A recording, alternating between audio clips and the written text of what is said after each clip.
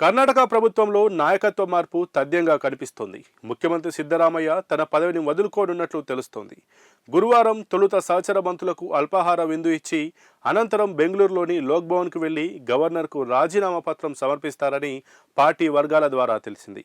కర్ణాటకలో ముఖ్యమంత్రి మార్పుపై కొన్నాళ్లుగా కొనసాగుతున్న సందిగ్ధత నడుమ మంగళవారం ఢిల్లీలో కాంగ్రెస్ అధిష్టానం రాష్ట్ర నేతలతో పలు దఫాలు చర్చలు జరిపింది.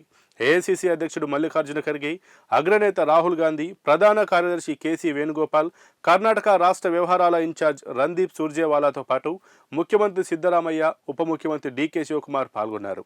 సిద్ధరామయ్య సీఎం పదవిని వదులుకొని రాష్ట్రంలో నాయకత్వ మార్పులకు సహకరించాలని అధిష్టానం సూచించినట్లు సమాచారం. అతనికి రాజ్యసభ స్థానంతో పాటు ఆ సభలో విపక్ష నేతగాను అవకాశం ఇస్తామని ప్రతిపాదించినట్లు తెలిసింది.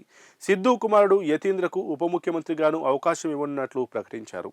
ఈ ప్రతిపాదనలను తొలుత సున్నితంగా తిరస్కరించిన సిద్ధరామయ్య తన మద్దతుదారులతో చర్చించి నిర్ణయం ప్రకటిస్తానని చెప్పారు.